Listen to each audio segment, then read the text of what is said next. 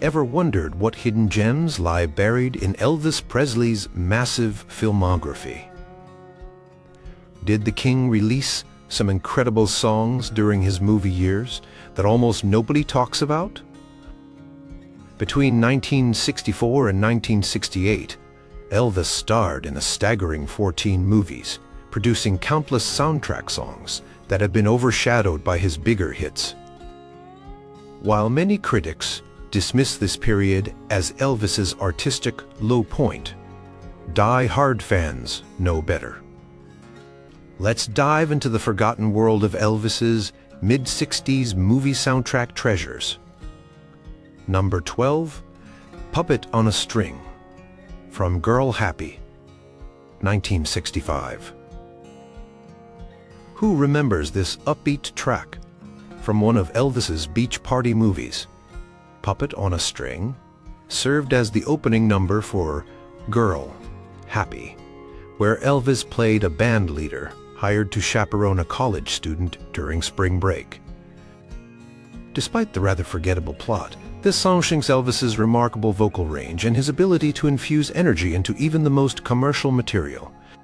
The track was written by Roy C. Bennett and Sid Tepper, who penned over 40 songs for Elvis throughout his career. The recording session took place at Radio Resorters in Hollywood on June 10, 1964, months before filming began. Backed by the Jordanaires and a full studio band, Elvis recorded multiple takes, showing his perfectionist side even during this commercial phase of his career.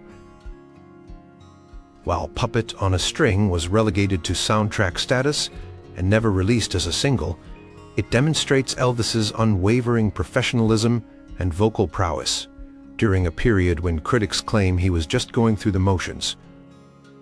Industry insiders have noted that many of these soundtrack sessions were rushed affairs, with Elvis sometimes recording up to 12 songs in a single day. Yet, Puppet on a String reveals no signs of haste or indifference. The arrangement sports a bouncy, brassy sound typical of mid-60s pop, with Elvis's voice cutting through the mix with remarkable clarity and conviction. Number 11, I Need Somebody to Lean On, from Harum Scarum, 1965. Can a song from Elvis's worst-rated movie actually be good? Harum Scarum, sometimes titled Harem Holiday, is widely regarded as one of Elvis's worst films, a bizarre Middle Eastern adventure where he plays a movie star kidnapped by assassins. Yet buried in this cinematic disaster is I Need Somebody to Lean On, a surprisingly soulful ballad that demonstrates Elvis could still deliver emotional depth even in the most ridiculous contexts. Recorded at RCA Studio B in Nashville on February 24, 1965. This track sings Elvis's more vulnerable vocal style. The song was written by Sid Tepper and Roy C. Bennett, who specialized in creating material for Elvis's films. Unlike many of the upbeat, forgettable numbers that dominated his soundtracks, this one allowed Elvis to tap into his blues and gospel influences. The production features a subtle organ backdrop, gentle percussion, and female backing vocals that complement rather than overwhelm Elvis's performance. Contemporary critics largely ignored the song, focusing instead on the film's outlandish plot and costumes. This track received virtually no promotion as a single and became lost in the shuffle of Elvis's prolific output during this period. Elvis's film contract with producer Hal Wallace stipulated a certain number of movies per year with little regard for quality. By 1965, Elvis was making 3 movies annually, each with approximately 10 songs. The mathematical result was over 30 new Elvis songs every year, virtually guaranteeing that some worthy performances would be overlooked. I Need Somebody to Lean On stands as evidence that, even in his most critically derided projects, Elvis could still produce moments of genuine musical value. Number 10. A Dog's Life, from Paradise, Hawaiian Style, 1966. How many Elvis fans know he once sang a duet with a basset hound?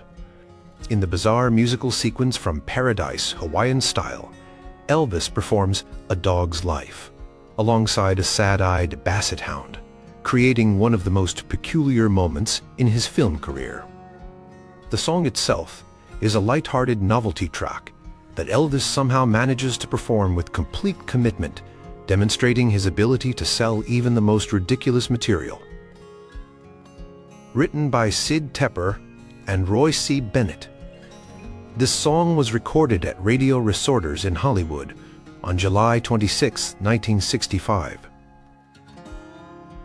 The recording session reportedly featured much laughter as Elvis and the musicians recognized the absurdity of the material. Yet, professional as ever, Elvis delivered multiple takes until the producers were satisfied. The final version includes Elvis addressing the dog and mimicking howls, showing that even when handed subpar material, he maintained a sense of humor about his predicament. A Dog's Life represents the nadir of what Elvis was asked to record during his movie years. His manager, Colonel Tom Parker, and the movie producers seemed more interested in quantity than quality, resulting in songs that strayed far from Elvis's rock and roll roots. While A Dog's Life might make fans cringe, it also provides a fascinating glimpse into the commercial machinery that controlled Elvis's career during this period. Industry documents reveal that Elvis was increasingly frustrated with the quality of his film scripts and songs by 1966. In private, he expressed desire to return to more meaningful musical work. This context makes A Dog's Life not just a curiosity, but a historical pecking that illustrates the artistic compromises Elvis was forced to make at the height of his fame. Number 9. Confidence from Clam, 1967. Did you know Elvis once sang about building self-esteem while dancing with children? Confidence represents one of the most unusual songs in Elvis's catalog, a many-so number from Clam, where he encourages children to believe in themselves. The scene shows Elvis as Scott Hayward, his character in the film, teaching kids at a playground about self-confidence, with lyrics like, "Confidence is a thing you need, just like toothpaste and sleep and rest." Recorded on February 23, 1967, at RCA Studio B in Nashville, this peculiar track was written by Red West, one of Elvis's longtime friends and members of his Memphis Mafia entourage. While Red West had written several songs for Elvis, Confidence stands apart for its educational message and simplistic arrangement. The recording features a bouncy piano, hand claps, and children's voices joining in on the chorus. By 1967, Elvis's involvement in selecting songs for his films had diminished considerably. The studio system operated like an assembly line, with assigned composers creating tracks to fit specific scenes in the script. Confidence exemplifies this approach. A song created to fill a plot requirement rather than to showcase Elvis's considerable talents. The recording sessions for Clam occurred during a difficult period in Elvis's life. He had recently married Priscilla Presley, but was also dealing with the changing musical landscape dominated by groups like the Beatles and the Rolling Stones. Industry professionals report that Elvis was increasingly disenchanted with his film career, yet remained professional during recording sessions. Confidence may seem like a throwaway track, but it demonstrates Elvis's commitment to his craft, even when the material failed to inspire him. Number 8. Fort Lauderdale Chamber of Commerce, from Girl Happy, 1965. How did Elvis end up singing what amounts to a tourism advertisement? Fort Lauderdale Chamber of Commerce stands as perhaps the most blatant example of commercial placement in an Elvis song. This track from Girl Happy essentially promotes Florida spring break tourism, with lyrics describing the city's attractions. While seemingly a low point for artistic integrity, Elvis delivers it with surprising enthusiasm. Recorded on June 11, 1964, at radio resorters in Hollywood, this novelty song was written by Gabriel Barteld and Bernie Baum. The track features a brisk arrangement with horns, guitar, and backing vocals that capture the spring break atmosphere the film attempts to portray. Elvis infuses the commercial lyrics with a playful delivery that elevates the material beyond its promotional intent. The recording session for Girl Happy produced several songs in quick succession, with Elvis working efficiently through material that was far beneath his capabilities. Studio documentation shows that Fort Lauderdale Chamber of Commerce required relatively few takes, suggesting Elvis understood exactly what was needed for this type of novelty number. Music historians note that this song represents the extreme commercialization of Elvis's talent during the mid-60s. His manager, Colonel Parker, viewed Elvis primarily as a marketable product rather than an artist, leading to decisions that maximized short-term profit at the expense of creative integrity. Fort Lauderdale Chamber of Commerce serves as a time capsule of this approach, a song that exists purely to serve commercial interests rather than artistic expression. Number 7. Old McDonald from Double Trouble, 1967. Can the king of rock and roll sing a children's nursery rhyme with conviction? In Double Trouble, Elvis performs an adult-oriented jazz-influenced version of Old MacDonald Had a Farm that must be heard to be believed.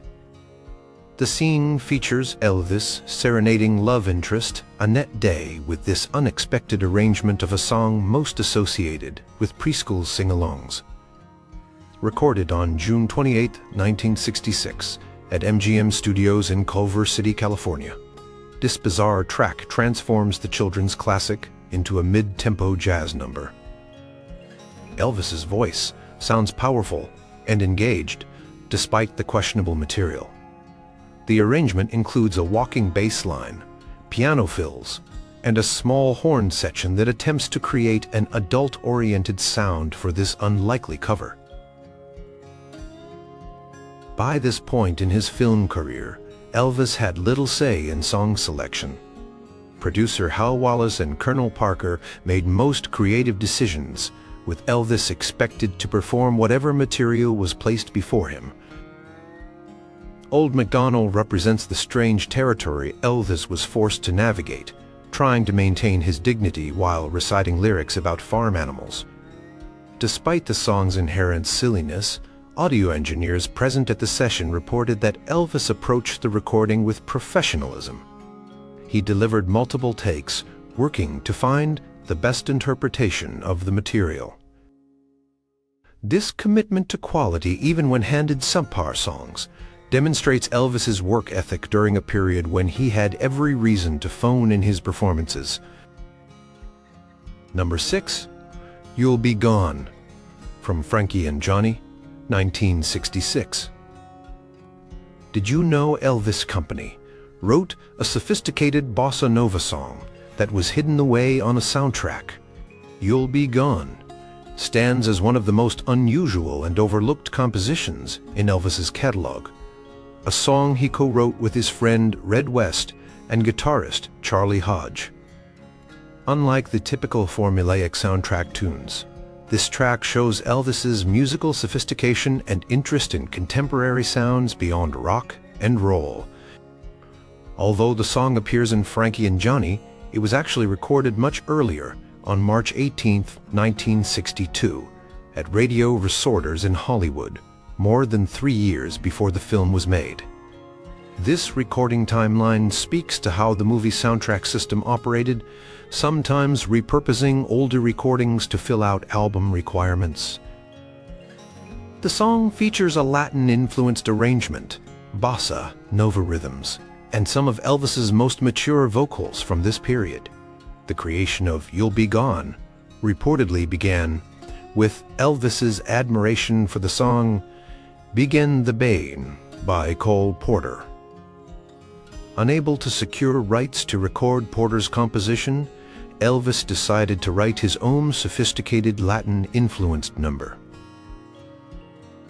The resulting track shinks a side of Elvis rarely seen in his movie songs: artistic ambition and personal investment in the material. You'll Be Gone received minimal promotion and was essentially buried on the Frankie and Johnny soundtrack. Even many devoted Elvis fans remain unaware of this gem, which offers a glimpse of what might have been if Elvis had been given more creative control during his Hollywood years. Music historians point to this track as evidence that Elvis's artistic instincts remained intact, even as the commercial machine around him pushed him toward increasingly formulaic material. Number 5. Yoga is as Yoga Does, from Easy Come, Easy Go, 1967. Would you believe Elvis recorded a song about yoga in the 1960s? Long before yoga became mainstream in America, Elvis performed this novelty track in Easy Come, Easy Go, a film where he played a Navy frogman turned treasure hunter. The song features Elvis and co-star Elsa Lanchester, performing a duet about yoga poses with lyrics like, "Twist yourself like a pretzel, stand upon your head. The principal thing to remember, circulation must be fed." Recorded on September 28, 1966, at Radio Resorters in Hollywood, this peculiar track represents the depths to which Elvis's recording career had sunk by the late movie era. Written by Sid Tepper and Roy C. Bennett, the song attempts to capitalize on growing Western interest in Eastern practices, but does so with cringe-worthy lyrics and cultural insensitivity that seems particularly dated today. Despite the problematic material, Elvis delivers his lines with surprising commitment, trading verses with veteran actress Lanchester. Studio records indicate that multiple takes were required, particularly to coordinate the back-and-forth nature of the duet. Musicians present at the session later reported that Elvis seemed aware of the song's absurdity, but remained professional throughout. Yoga is as Yoga Does exemplifies how disconnected Elvis's movie songs had become from contemporary musical trends by 1967. While the Beatles were releasing Sgt. Pepper's Lonely Hearts Club Band and exploring Indian influences with respect and artistic integrity, Elvis was forced to perform superficial novelty songs that treated Eastern traditions as exotic curiosities. The contrast couldn't be more stark, highlighting why Elvis would soon need a major career reinvention. Number 4. Kissin' Cousins, from Kissin' Cousins, 1964. How did Elvis end up singing about romantic relationships between relatives? The title track from Kissin' Cousins represents one of the most bizarre choices in Elvis's film career, a song celebrating romance between cousins set in a backwoods Appalachian community. The film featured Elvis in dual roles as an Air Force officer and his blonde-haired hillbilly cousin, with the song serving as the opening number. Recorded on September 30th, 1963, at RCA Studio B in Nashville, Kissin' Cousins was written by Fred Wise and Randy Starr. The arrangement features a prominent bass line, country-influenced guitar work, and female backing vocals.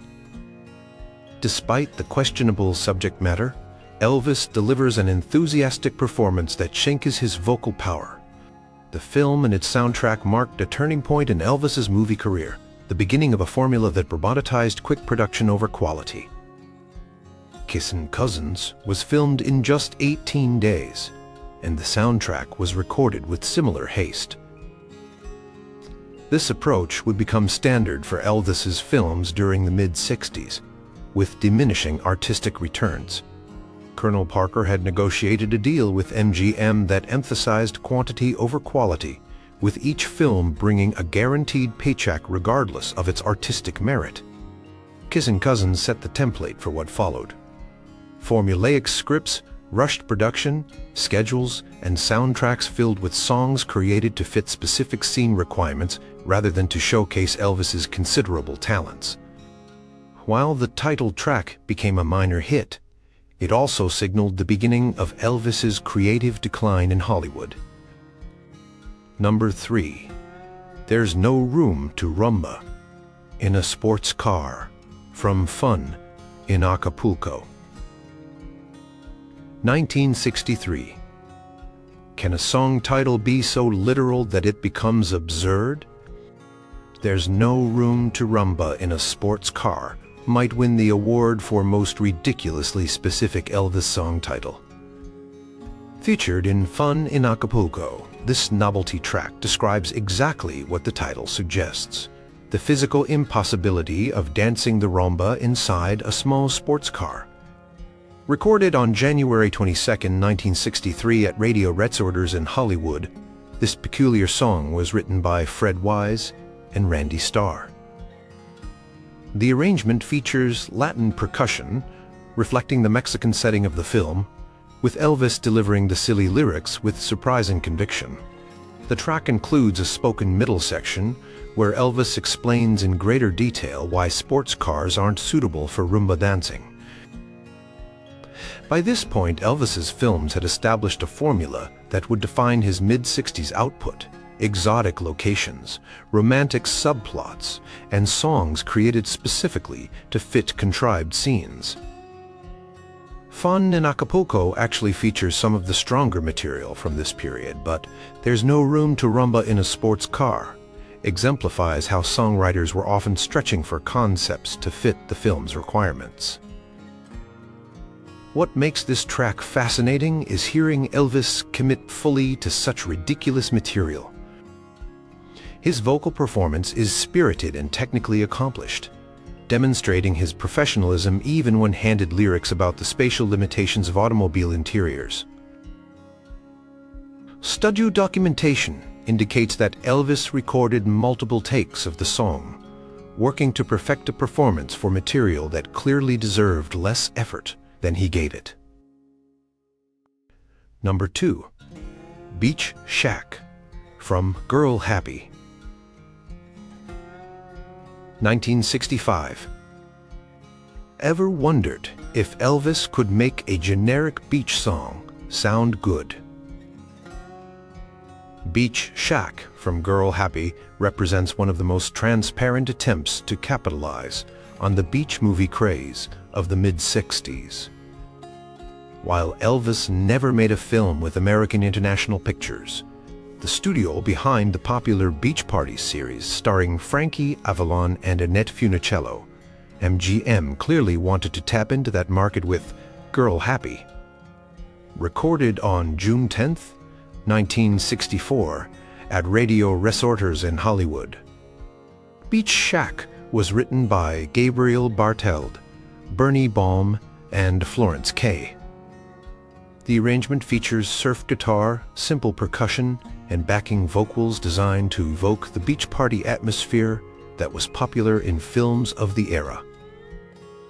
Elvis performs with more energy than the derivative material deserves, demonstrating his ability to elevate even the most formulaic songs. By 1965, Elvis's films had fallen into a predictable pattern, with locations and scenarios chosen primarily for their commercial appeal rather than artistic merit. Girl Happy exemplifies this approach, casting Elvis as the leader of a band in Fort Lauderdale during spring break. Beach Shack exists solely to establish this setting, with lyrics that do little more than list activities associated with beach vacations. What's particularly striking about Beach Shack is how it positions Elvis in relation to contemporary music trends. While he had been a musical revolutionary in the 1950s, By 1965, he was following rather than leading popular culture. The fact that Elvis Presley, perhaps the most influential singer of the 20th century, was recording derivative beach songs speaks volumes about how his career was being managed during this period. Number 1. Do the Clam from Girl Happy, 1965. Have you ever tried to dance the Clam? Neither has anyone else, because it wasn't a real dance craze. Do the Clam represents perhaps the most transparent attempt to manufacture a dance trend in Elvis's film career. Featured prominently in Girl Happy, the song instructs listeners on how to perform a non-existent dance called the Clam, with lyrics explaining that you dig your feet in the sand and pack and unpack with your knees. Recorded on June 12, 1964, at Radio Resorters in Hollywood, Do the Clam was written by Sid Tepper and Roy C. Bennett, who specialized in creating songs for Elvis's films. The arrangement features a driving beat, saxophone, breaks, and backing vocals that attempt to create party atmosphere. Elvis delivers the instructions with surprising commitment, as though the Clam were a legitimate dance trend rather than a fictional creation for the movie. The mid-60s saw numerous dance crazes sweep America, with records like The Twist, The Mashed Potato, and The Watusi becoming huge hits. Elvis's film producers clearly hoped to capitalize on this trend, but rather than having Elvis perform an established dance, they created their own. Unsurprisingly, Do the Clam failed to launch a new national dance sensation. What's fascinating about Do the Clam is what it reveals about Elvis's position in popular culture by 1965. Once considered dangerous and revolutionary, Elvis was now performing sonoted, manufactured content aimed at the widest possible audience. The irony is palpable. The man who had scandalized America with his hip movements a decade earlier was now trying to launch a family-friendly dance craze in a mainstream Hollywood comedy. Are these forgotten Elvis tracks due for rediscovery, or do they deserve their obscurity? Should music fans dig deeper into Elvis's movie catalog or focus solely on his more acclaimed work? While critics and historians typically dismiss Elvis's mid-60s output, these 12 tracks reveal something important about one of music's biggest stars: his professionalism, vocal abilities, and capacity to find moments of genuine artistry even in the most commercial contexts.